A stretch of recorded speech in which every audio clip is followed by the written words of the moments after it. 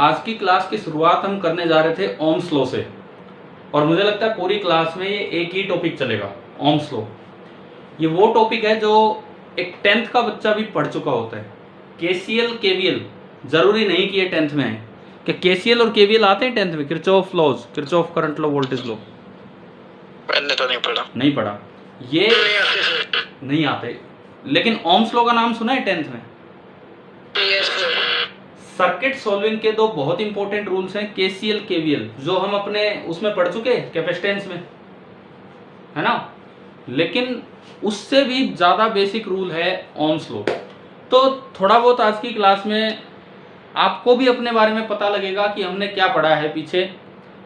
सबसे पहले हम ओम्स लॉ की ऐसी फॉर्म से शुरुआत करेंगे जो आपने 10th में बिल्कुल नहीं पढ़ा, क्योंकि 10th में दूसरी फॉर्म पढ़ाई जाती है, परंतु ज्यादा बेटर फॉर्म ये है। कल का पूरा लेक्चर हमारा किस टॉपिक पे गया था बताओ? टॉपिक का नाम ही बता दो। कल जो हमने पढ़ा था only and only current density. क्या पूरा लेक्चर ऑलमोस्ट करंट डेंसिटी पे था कल? यस सर, है ना। तो ओम्स लॉ में सबसे पहले जो हम पढ़ रहे हैं वो वाली फॉर्म जो आपने 10th में नहीं पढ़ी है, इसे बोलते हैं माइक्रोस्कोपिक फॉर्म। पहले हम लेके चल रहे हैं माइक्रोस्कोपिक फॉर्म, और फिर एक होगी मैक्रोस्कोपिक फॉर्म। मैक्रो में वो चीजें आएंगी जो हमें दिखेंगी, जो हम मेजर कर सकें। आपको वोल्टेज मेजर करनी है, वोल्ट मीटर लगाओ। आपको करंट मेजर करना है, एम मीटर लगाओ। लेकिन इसमें माइक्रो चीजें आएंगी, छोटी चीजें आएंगी जो हम मेजरमेंट के हमारे पास साधन नहीं होते हैं। तो देखिए माइक्रोस्कोपिक फॉर्म क्या है। अगर आपको ओम्स लॉ की सही तरीके से स्टेटमेंट लिखनी है तो एक पहली जरूरी चीज ये आती है स्टेटमेंट में कि for most of the materials, ना कि फॉर ऑल द मटेरियल्स। और इस बात से ये पता लग जाता है कि क्या सभी मटेरियल ओम्स लॉ को फॉलो करते हैं क्या? बताओ। नहीं। हम नॉन ओहमिक कंडक्टर भी पढ़ेंगे इसी में, ओम्स लॉ के बाद अगली क्लास में। लेकिन ये जब भी ओम्स लॉ की स्टेटमेंट दें तो ये चीज आपको ऐड करनी है, for most of the materials या सब्सटेंसेस। ठीक है। अब माइक्रोस्कोपिक फॉर्म क्या कहती है? करंट डेंसिटी, जिसको कि आप सिंबल क्या दे रहे थे? जे। करंट डेंसिटी, ये करंट चला फील्ड के आने की वजह से, तो current density J is directly proportional to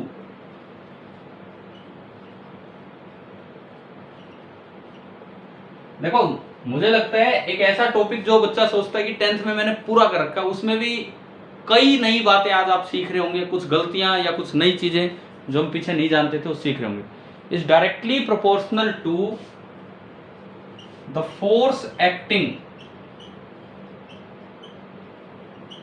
पर यूनिट चार्ज। उसको अक्सर हम स्मॉल एफ से रिप्रेजेंट करेंगे। कैपिटल एफ तो फोर्स है, फोर्स पर यूनिट चार्ज को स्मॉल एफ से रिप्रेजेंट करेंगे ऑन द कैरियर्स। कैरियर मतलब जो जैसे इलेक्ट्रॉन वगैरह हैं। अब इतना भी अपने आप में पूरा नहीं होता है, एक और चीज लास्ट में जोड़नी बहुत जरूरी है। Provided the physical conditions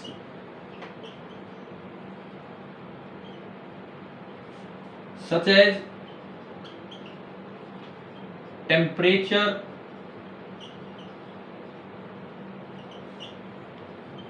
mechanical strain,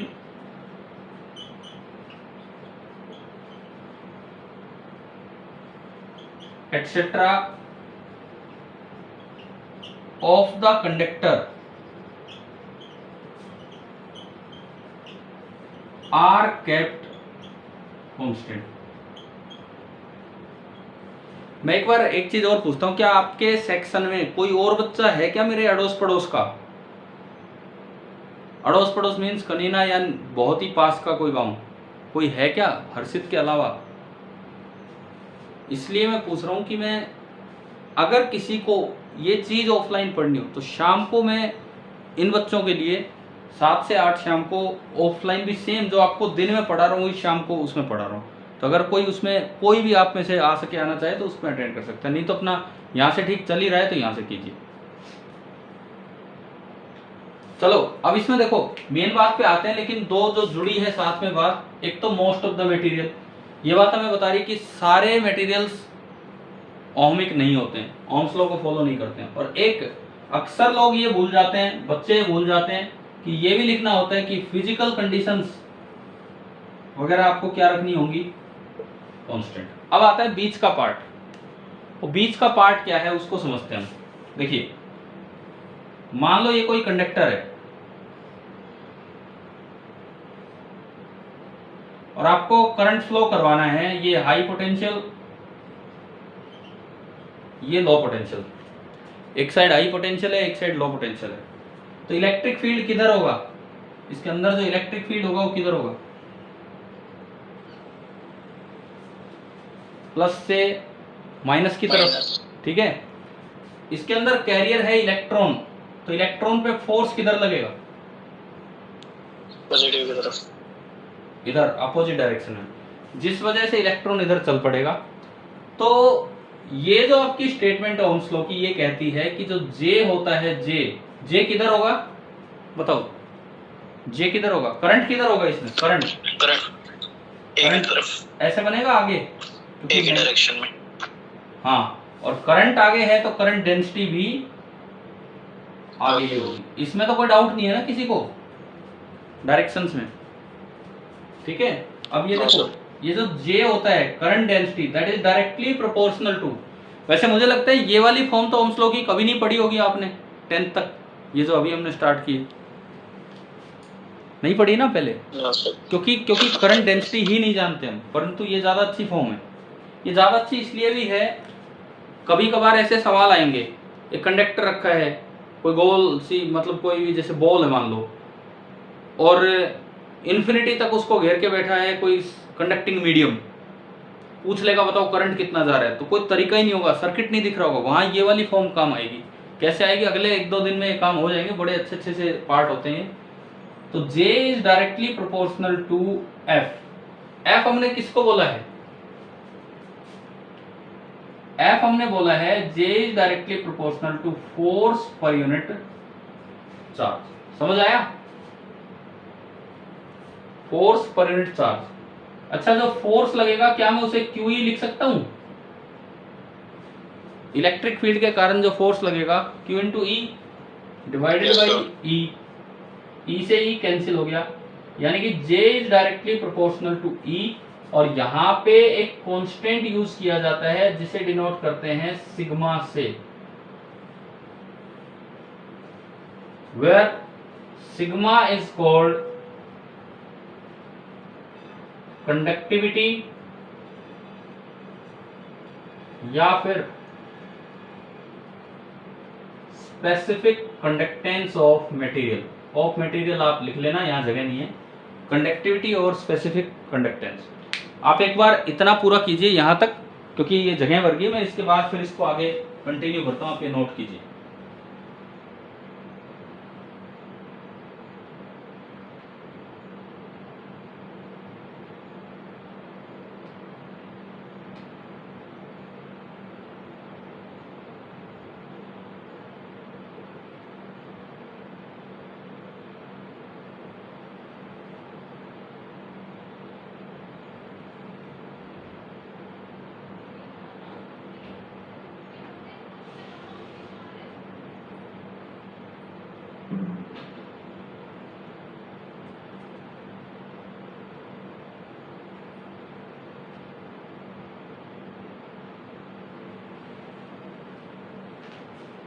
अरे आज इतने कम पार्टिसिपेंट कैसे हैं आज,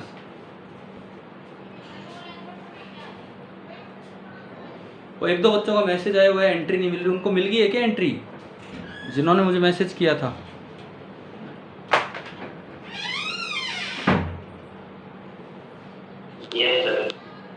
ठीक है, वैसे आज कारण क्या है, बच्चे हैं कहाँ आज, लेक्चर की शुरुआत में इतने कम, जो अराउंड 27, 28, 29, 30 के करीब रहनी चाहिए। पहली क्लास हो रही है ना कटार सर की क्लास हुई और शिवम सर की में टेस्ट हुआ था, तो फिर क्या तो पहली क्लास है, तो पहली है तो क्या पहली में तो और अच्छे से होने चाहिए, आज क्या छुट्टी मान के बैठे क्या बच्चे, शायद हद है यार, ओम्स लॉ में इतना कुछ मिस करेंगे, कमाल की बात है। चलिए नोट हो गया क्या ये बताओ?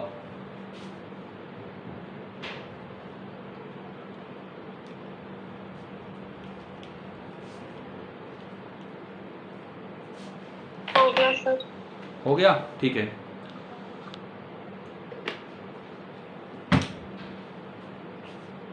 अब हम ये स्टेटमेंट में मिटा के और इस काम को, नीचे वाले काम को आगे बढ़ाएंगे।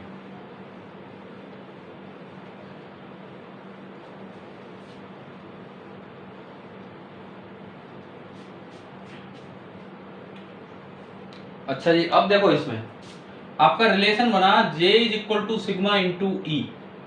अगर सिग्मा यहाँ कांस्टेंट के तौर पे आया है, इसका मतलब सिग्मा ना ई पे डिपेंड करेगा और ना ही J पे, ठीक है। इस रिलेशन में ये जो कंडक्टिविटी है जो आपने बोली है, दिस इज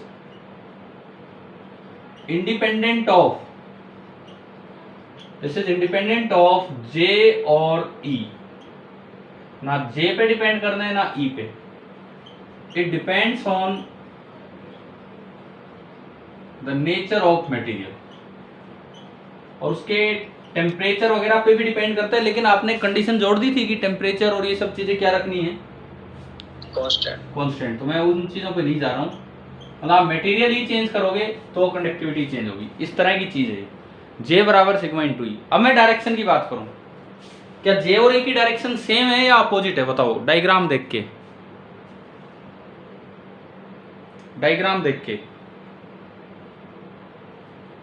क्या J और E की डायरेक्शन सेम है कि अपोजिट है? सेम। J आगे E आगे। अच्छा, यहाँ तो नेगेटिव कैरियर है, अगर पॉजिटिव कैरियर होता क्या तब भी J और E सेम डायरेक्शन में होते? अगर पॉजिटिव कैरियर होता तो, सपोज ये कैरियर पॉजिटिव होता, प्रोटॉन होता, फील्ड किधर है? आगे। तो जो फोर्स लगता है वो आगे लगता है, तो ये आगे जाता, और पॉजिटिव चार्ज आगे जाता तो करंट भी आगे होता, तो तब भी आपका J किधर होता? आगे ही होता। इसका मतलब क्या मैं ये कह सकता हूं कि J cap is equal to E cap for both positive and negative carriers? बताइए क्या ये बोलना सही है कि गलत है? समझ आ गया ना ये? अगर आप इन दोनों को मल्टीप्लाई कर दो तो J into J cap sigma E into E cap, मैंने इन दोनों को मल्टीप्लाई किया तो वेक्टर फॉर्म में J into J cap, J vector बराबर sigma into E vector. This is the complete microscopic form of Ohm's law की, ये माइक्रोस्कोपिक फॉर्म है। वेक्टर फॉर्म भी बोल देते हैं इसे, क्योंकि इसमें वेक्टर्स का यूज हो रहा है। कीजिए, पूरा कीजिए इसको।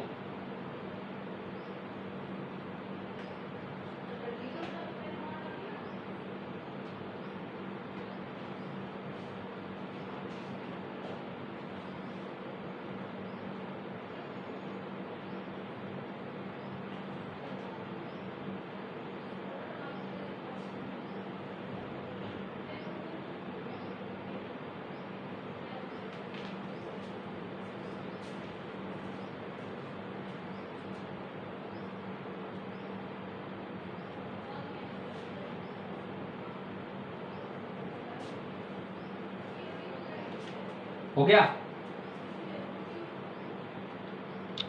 Yes sir. ठीक है।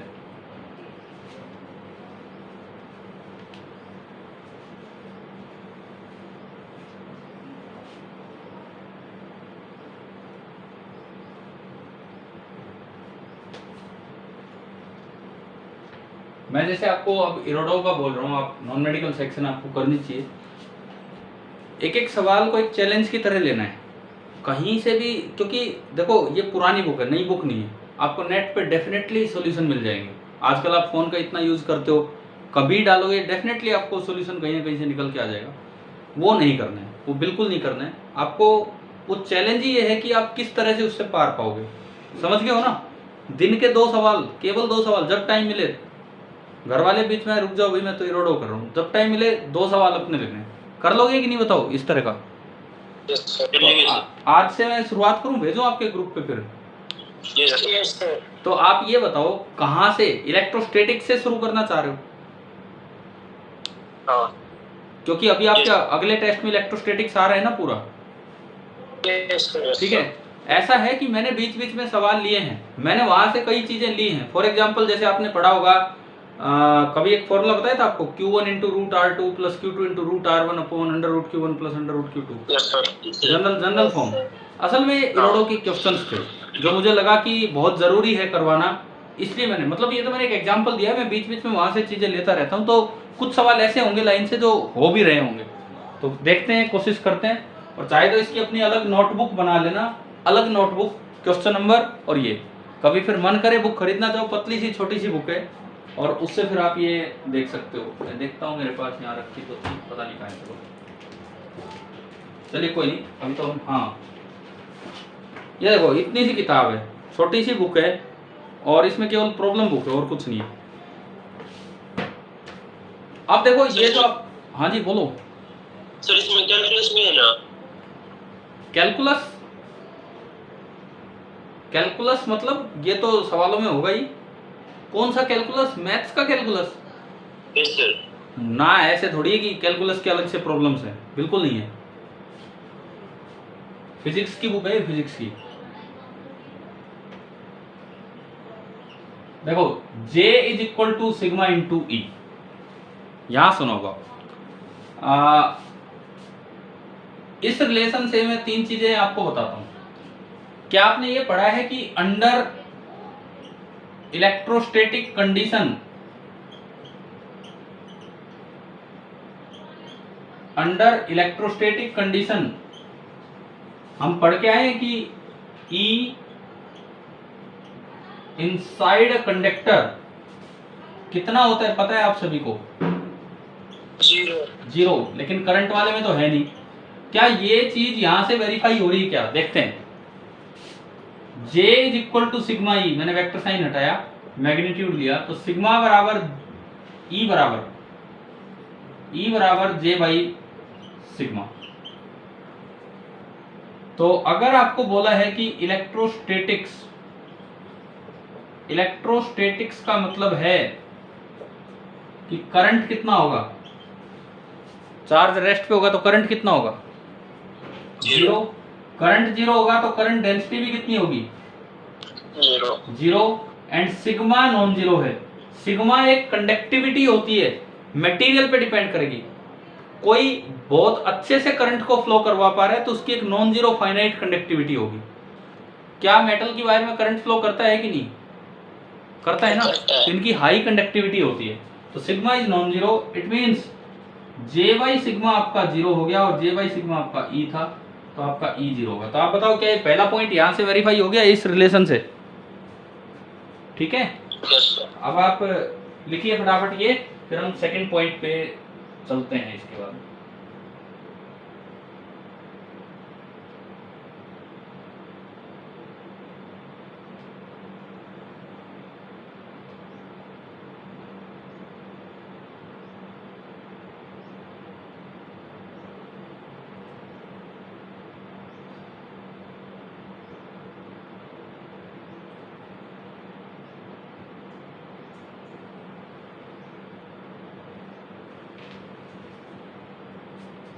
हो गया होगा, है ना?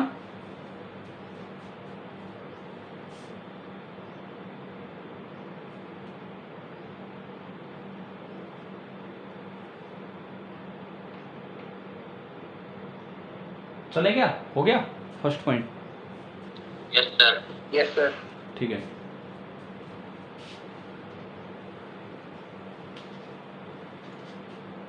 दूसरे पॉइंट को देखो। अब आप, एक आपके होते हैं गुड कंडक्टर्स और एक होते हैं जिनको हम बोल देते हैं परफेक्ट कंडक्टर्स। तो मैं जो सेकंड पॉइंट ले रहा हूं वो ले रहा हूं परफेक्ट कंडक्टर्स के लिए। परफेक्ट कंडक्टर्स का मतलब होता है जैसे सर्किट्स में आप क्या लेते हो, सर्किट्स में कनेक्टिंग वायर का यूज करते हैं हम, पोटेंशियल वाले में भी और इस तरह से, ठीक है। पोटेंशियल कैपेसिटेंस वाले सर्किट्स में क्या कनेक्टिंग वायर लगाते थे कि नहीं? Yes sir. वो परफेक्ट कंडक्टर है।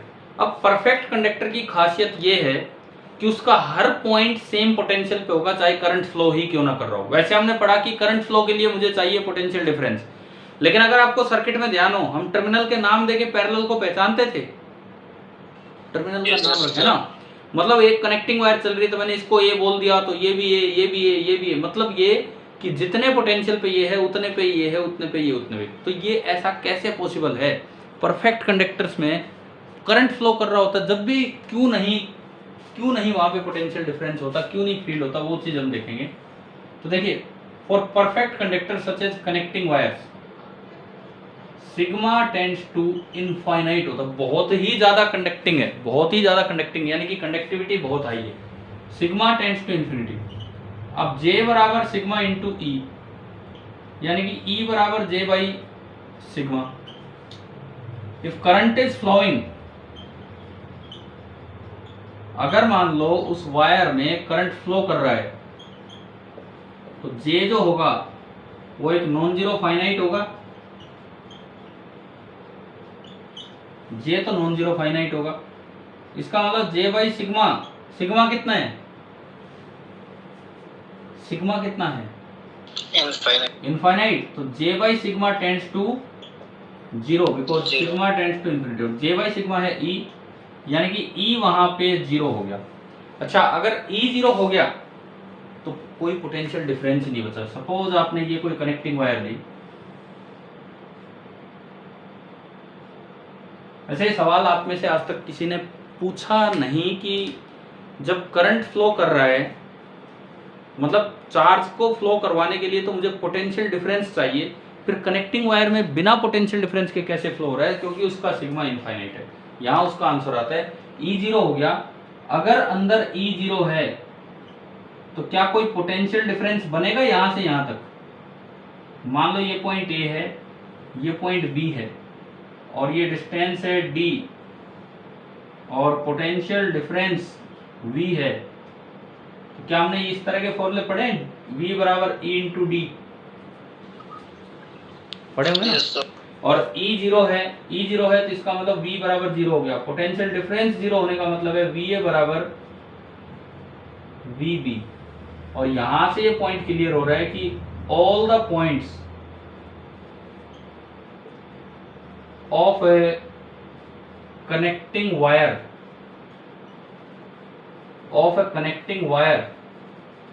are at same potential. अभी यार बताओ, ये भी एक अच्छा सा पॉइंट था, लेकिन आपको समझ आया कि नहीं कि क्या है और क्यों है?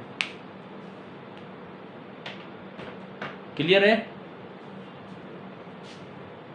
कोई डाउट इसमें? कोई डाउट इसमें सेकंड पॉइंट में?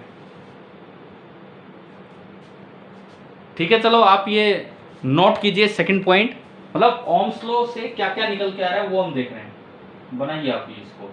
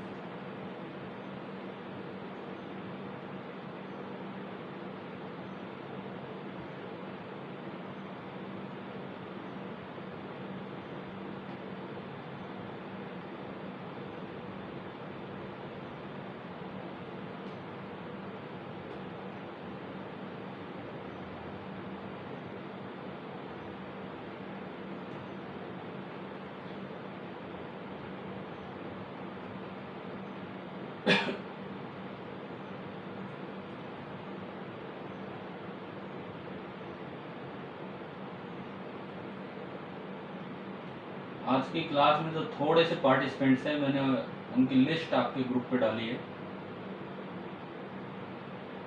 18 बच्चे हैं। चिराग, साहिल, अनुज, ब्रगेश, अंकित, विवेक, प्रशांत, शुभम, नीरू, सर्वेश, सचिन, अक्षय, मयंक, अनीस, निखिल, हरीश, अंशु एंड मोहित।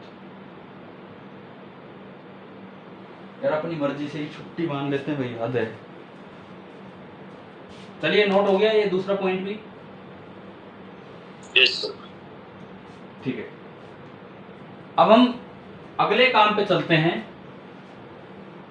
कि ये जो सिग्मा है कंडक्टिविटी, इसकी क्या वैल्यू होती है, इसका क्या एक्सप्रेशन है, तो उसकी तरफ हम बढ़ेंगे। ये माइक्रोस्कोपिक फॉर्म से ही सब कुछ रिलेट होकर चल रहा है, फिर थोड़ी देर में हम मैक्रोस्कोपिक फॉर्म भी स्टार्ट करेंगे। तो नेक्स्ट आपका है एक्सप्रेशन फॉर, क्या मैंने कंडक्टिविटी का दूसरा नाम बता दिया आपको? Specific conductance. Yes sir. लिखा था ना अभी वहां पे, कंडक्टिविटी या स्पेसिफिक कंडक्टेंस। ठीक है, तो इस स्पेसिफिक कंडक्टेंस या कंडक्टिविटी का एक्सप्रेशन हम निकालें कि भाई क्या बनेगा।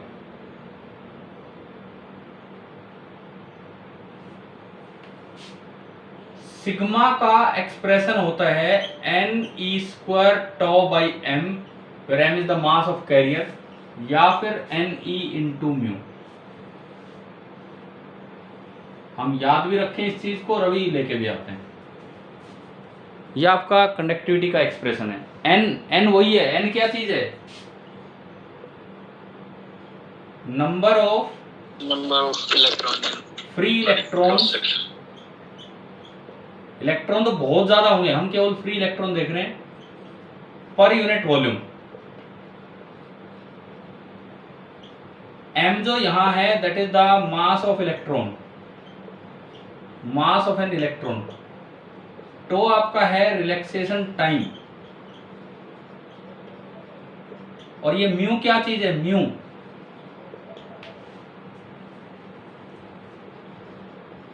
एक टर्म पढ़ी थी हमने, टर्म पढ़ी थी मोबिलिटी। Yes sir. ये म्यू आपकी मोबिलिटी। तो आएगा कैसे एक्सप्रेशन, किस तरह हम ये निकाल के लाए? आपका ये कोई वायर आपने मानी,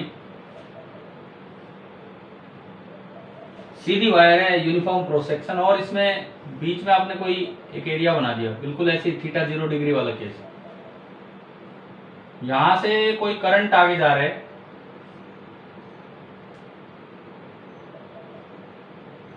अच्छा अगर करंट आगे जा रहा होगा I, तो इसका मतलब है कि इलेक्ट्रॉन पीछे की तरफ आ रहे होंगे with the speed vd। Electron पीछे चल के आ रहे होंगे विद द स्पीड vd। आपने पढ़ा था I को आप लिख सकते हैं NEAVD, where A is the area of cross section. यहां से अगर आप I/A निकालो तो NEVD, क्या हमने J का फॉर्मूला पढ़ा था ये I/A इस तरह के केस में? J हो गया NEVD। अच्छा VD का एक्सप्रेशन क्या था? वो जो स्टैंडर्ड वाला था NCERT वाला, EE/m इंटू, तो याद तो है ना यार ये छोटे छोटे रिलेशंस? Yes sir. आपने ये इसमें रखा तो J आपका निकल के आ रहा है NE इंटू EE/m और इंटू टो, यानी कि J बराबर NE² τ/m और E। एक बार इस फैक्टर को देखिए, इस फैक्टर को, क्या ये फैक्टर E से इंडिपेंडेंट है कि नहीं? N वो मटेरियल पे डिपेंड करेगा, E और M यूनिवर्सल कांस्टेंट है। टक्कर कितनी कितनी देर में हो रही वो मटेरियल पे डिपेंड करेगा। टक्कर थर्मल मोशन की वजह से थी या ड्रिफ्ट मोशन की वजह से? कोलिजन्स थर्मल की वजह से, तो वो E ड्रिफ्ट मोशन वाली चीज से इंडिपेंडेंट है। यानी कि ये जो फैक्टर है, this factor is independent of E। तो आप इसे E एंड J, तो आप इसको एक कांस्टेंट की तरह ट्रीट कर सकते हो, और इसे ही तो हम सिग्मा बोलते थे। तो आपने कंपेयर किया, मैं यहां लिखता हूं, तो कंपेयर किया तो सिग्मा कितना निकल के आया? NE² τ/m। आप बताओ पहला प्रूव हो गया ये? N e square tau by m, ठीक है।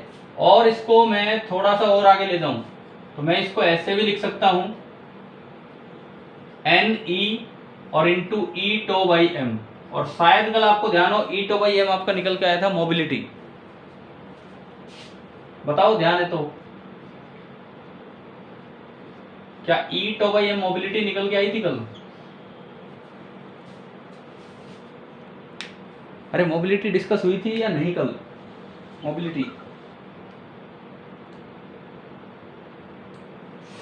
बोल, हाँ, तो ये उसमें आप देख सकते हो, अपना वेरीफाई कर सकते हो। और ये नोट कीजिए, शायद आपको एक्सप्रेशन वाला पार्ट समझ आ गया होगा, नोट कीजिए इसे।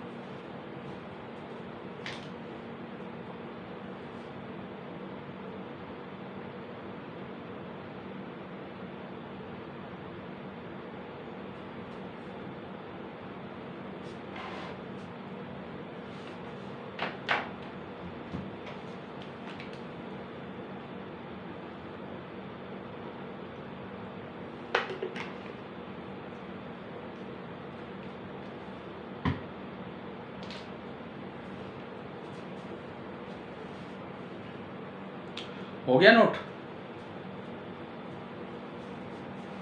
नो सर, एक मिनट। ठीक है, करो करो करो।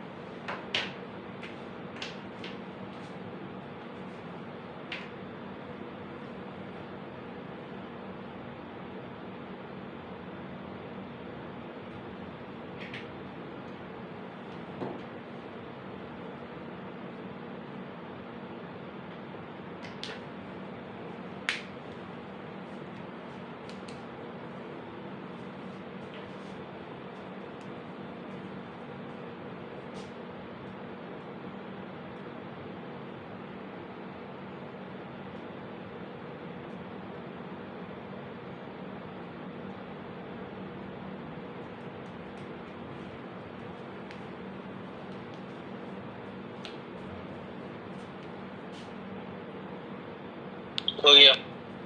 ठीक है,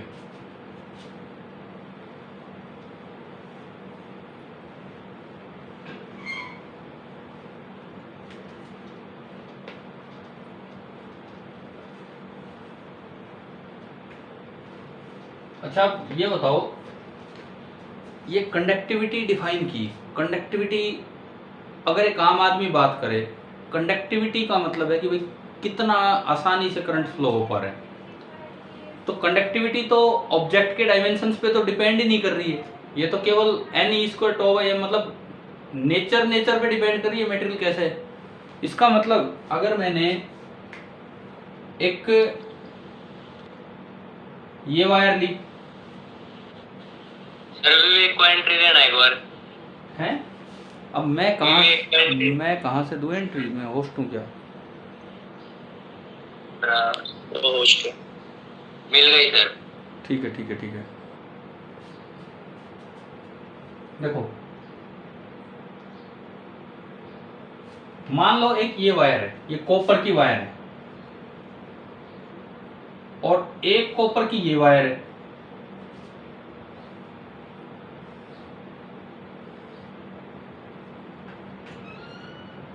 ये भी कॉपर, ये भी कॉपर, ये दोनों कॉपर हैं। और अगर मैं करंट फ्लो करवाऊं, मतलब इलेक्ट्रॉन्स का फ्लो चाहूं, देखिए फिक्स्ड टाइम्स इसमें भी होंगे, फिक्स्ड टाइम्स इसमें भी होंगे, फिक्स्ड टाइम्स इसमें भी होंगे।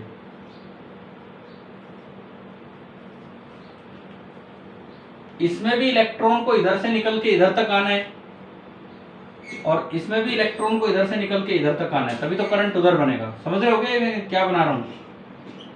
Yes sir. एक बार यूं बताओ, दोनों कॉपर है, किसमें कोलिजन ज्यादा होने के चांसेस है और किसमें कोलिजन कम होने के चांस है? ऊपर वाला 1, नीचे वाला 2। 1 में ज्यादा होंगे कोलिजन, 2 में कम होंगे। बिल्कुल बिल्कुल ही सही बताया आपने भाई। देखो 2 में देख तो चौड़ाई ज्यादा है, तो क्या रास्ता बीच का निकलने का ज्यादा मिलेगा कि नहीं? Yes sir. दूसरी बात, लंबाई कम है, लंबाई कम है तो तुम तुरंत पहुंच जाओगे कोलिजन की, आगे गुंजाइश ही नहीं है। इसका मतलब किसकी कंडक्टेंस अच्छी होनी चाहिए, ऊपर वाले की कि नीचे वाले की? नीचे वाले की। नीचे वाले की। लेकिन मटेरियल तो सेम है, और हमने पढ़ा अभी कि कंडक्टिविटी तो मटेरियल पे डिपेंड करेगी, ऑब्जेक्ट डायमेंशंस पे तो बिल्कुल डिपेंड नहीं करती है। तो एक और टर्म डिफाइन करने की जरूरत पड़ी, और उस टर्म को क्या नाम दिया गया? स्पेसिफिक कंडक्टेंस नहीं, उस टर्म को क्या नाम दिया गया? कंडक्टेंस। और सिंबल क्या दिया गया उसको? जी।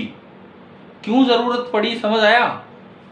एक ही मटेरियल के दो अलग अलग ऑब्जेक्ट हैं, दोनों में अलग अलग कोलिजन्स हो रहे हैं, दोनों में अलग अलग करंट फ्लो कर पाएगा, इस वजह से एक कंडक्टेंस जैसी टर्म डिफाइन हुई। तो देखो आप बताओ, कंडक्टेंस मतलब कितना आसानी से उच्चार चल सकता है? मुझे बताओ, 1 की कंडक्टेंस ज्यादा है या 2 की? 2 की। 2 की, डेफिनेटली 2 की। इसका मतलब हमें पता लगा कि जो कंडक्टेंस है that is directly proportional to area of cross section, क्योंकि एरिया किसका ज्यादा है? 2 का। मान लो लेंथ L है, we can also say that conductance is inversely proportional to the length. बताओ ये दो बातें क्लियर हुई इस एग्जांपल से, है ना? और इन दोनों को जब इकट्ठा किया गया, G is proportional to A/L, और यहां जो प्रोपोर्शनलिटी कांस्टेंट चाहिए वो ऐसा चाहिए जो इन डायमेंशंस पे डिपेंड ना करे, तो ऐसा सूटेबल कांस्टेंट मिला सिग्मा, क्योंकि वो कंडक्टेंस को भी रिप्रेजेंट करता है, जितनी कंडक्टिविटी ज्यादा होगी उतना कंडक्टेंस ज्यादा, और वो इन चीजों से इंडिपेंडेंट है। तो मेरे पास एक नई टर्म आ गई, G बराबर सिग्मा A/L, वेयर सिग्मा जिसको कि आप कंडक्टिविटी बोल रहे हो या स्पेसिफिक कंडक्टेंस बोल रहे हो,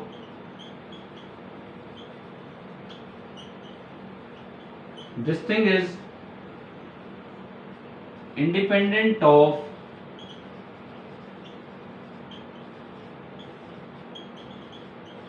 dimensions of object। तो भाई एक बार ये बताओ मुझे, क्या आपको समझ आए नई टर्म की जरूरत क्यों पड़ी है?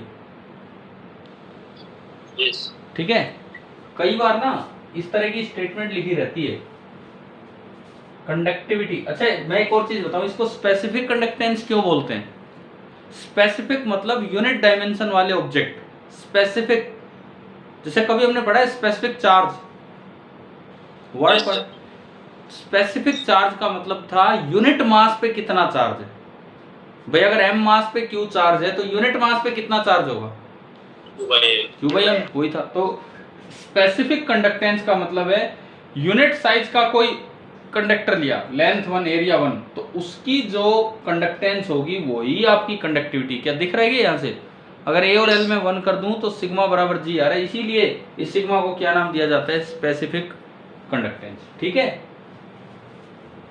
अब देखो कई बार ये चीज लिखी रहती है, sigma is a property of material but G is a property of object. आप बताओ क्या ये स्टेटमेंट समझ आई आपको?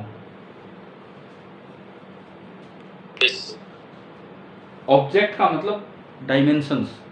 आपने कॉपर की ही वायर ली है, कॉपर का बड़ा सिलेंडर लिया है, क्या लिया है, तो डायमेंशंस आ गए, जबकि उसमें वो नहीं है। तो चलिए कंडक्टेंस को आप डिफाइन कर लीजिए, ये पूरा नोट कीजिए यहाँ पर।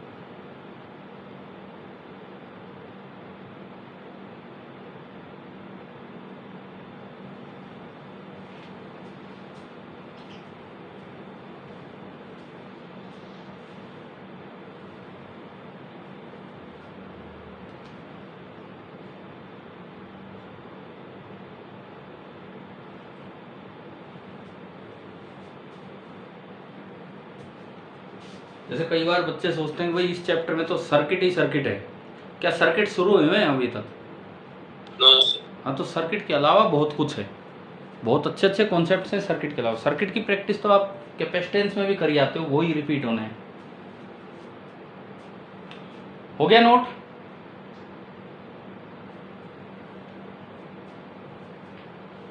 Yes sir. मिटा दूं अगर सभी ने लिख लिया हो तो?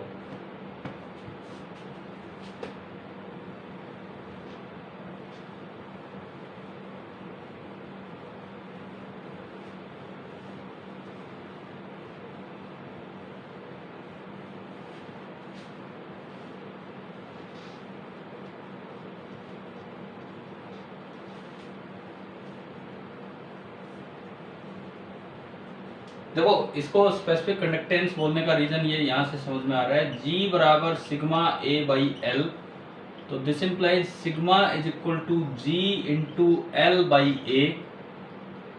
अगर आपने कोई एक यूनिट क्यूब लिया, एक बार वो चीज थोड़ा लिख के दिखा देता हूँ आपको, और कुछ नहीं है, या आपने एक यूनिट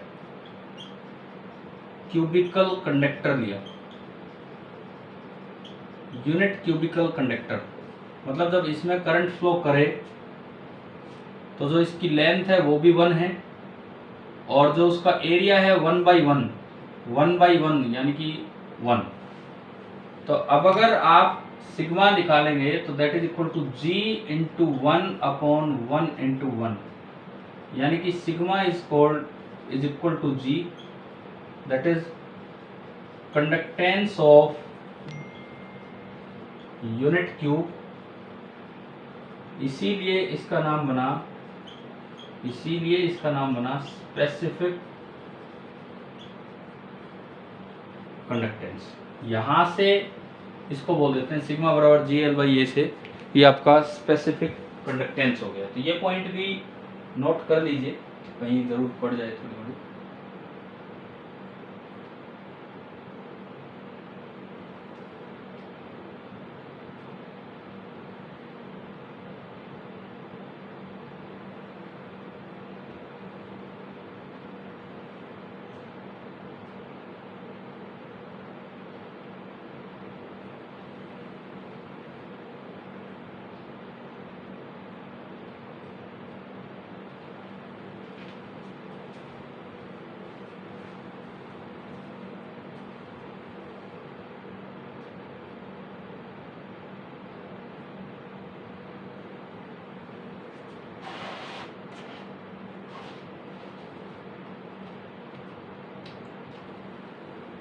हो गया होगा ना?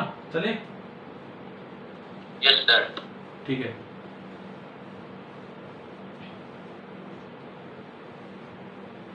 सर ये टेम्परेचर पे डिपेंड करती है क्या? कंडक्टेंस टेम्परेचर पे डिपेंड करती है। हाँ, क्या होगा अभी हम आगे जैसे रेजिस्टेंस पे आ लेंगे, उसके बाद एक टॉपिक आएगा कि effect of temperature on resistance. तो रेजिस्टेंस और कंडक्टेंस दोनों टेम्परेचर पे डिपेंड करेंगे, कंडक्टिविटी भी टेम्परेचर पे डिपेंड करेगी। कैसे करेगी ये उसमें डिस्कस करेंगे हम उसी पार्ट में।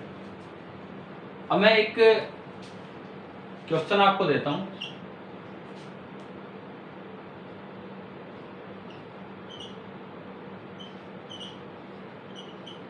The length of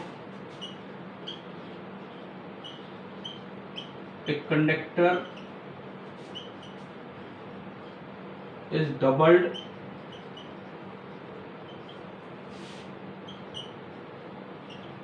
by stretching it. Consequently,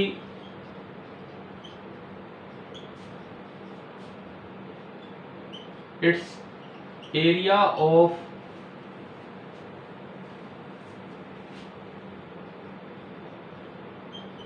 cross section is half, आधा हो गया। What is the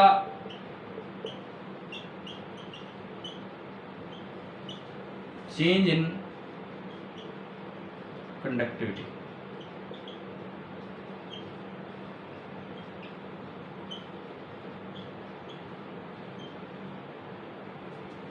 कीजिए भैया।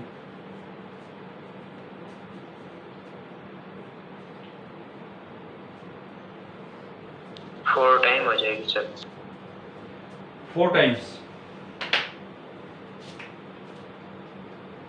सिग्मा आपका जी था सिग्मा ए बाई एल, यहां से सिग्मा आया G L by A, L को कर दिया 2L, उससे ए हो गया हाफ, तो आप अगर उसमें पुट करोगे तो सिग्मा हो जाएगा 4 सिग्मा, है ना, यही हो रहा है, यानी कि आंसर आया 4 टाइम्स।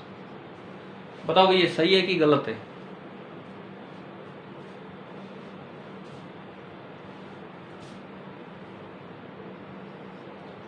बताइए सही है कि गलत है?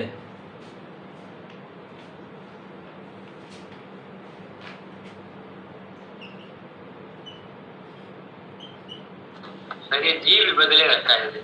हाँ, this is wrong, this is wrong. और ये मैंने सवाल दिया, ये कहीं एमसीक्यू बन के आए तो एक ऑप्शन तो पक्का 4 टाइम्स मिलेगा और तुरंत 4 टाइम्स। क्या आपने अभी थोड़ी देर पहले ये नहीं पढ़ा था कि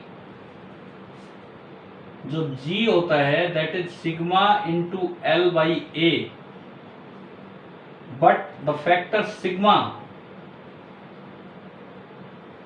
दिस इज इंडिपेंडेंट ऑफ, क्योंकि ये तो कांस्टेंट था जो हमने यूज किया था, एल सॉरी उल्टा लिख दिया ना मैंने, sigma into A by L. तो हमने पढ़ा था कि ये जो कांस्टेंट है कांस्टेंट की तरह आया था, जी प्रोपोर्शनल था ए बाई एल के, तो this is independent of A and L. क्या ज्योमेट्री चेंज करने से कभी सिग्मा में कोई चेंज आएगा? तो आंसर तो ये होगा, मटेरियल थोड़ी चेंज हो गया, कॉपर था कॉपर ही बचा रहेगा, तो आंसर तो ये होगा कि नो चेंज इन सिग्मा। बताओ भाई क्लियर हुआ? क्लियर हुआ कि नहीं? अच्छा फिर यहां से ये 4 टाइम्स क्यों दिखा रहे हैं हमें? सही आंसर तो ये है आपका। असल में वो क्या था कि आपका जो जी था वो था sigma into L by A by L, मैं बार बार ये उल्टा लिख देता हूँ, ए बाई एल। एरिया तो आपने आधा कर दिया, लेंथ आपने डबल कर दी, तो क्या जी 1/4 नहीं हो गया? यस। और अब अगर आप वो फॉर्मूला लगाते हो sigma equal to G into L by A, तो देखो ये वाला फॉर्मूला, लेंथ आपकी डबल है, ए आपका हाफ है, और आपने इस चीज पे ध्यान नहीं दिया कि जी जो है दैट इज 1/4। क्या ये कट पिट के सेम आ गया कि नहीं? 1/4 इंटू 2 डिवाइडेड बाई हाफ, क्या ये 1 मतलब क्या आएगा? सेम आएगा। तो ये बताओ ये वाला सवाल क्लियर हुआ कि नहीं आपको?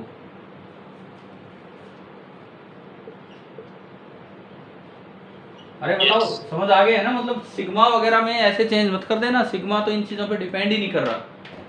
आप कभी ये गलतियां ना करिए ना, वहाँ पे लिख लो, और चाहे तो मैं कहूँगा ये रॉन्ग सोल्यूशन भी लिख लो ताकि ये गलती ना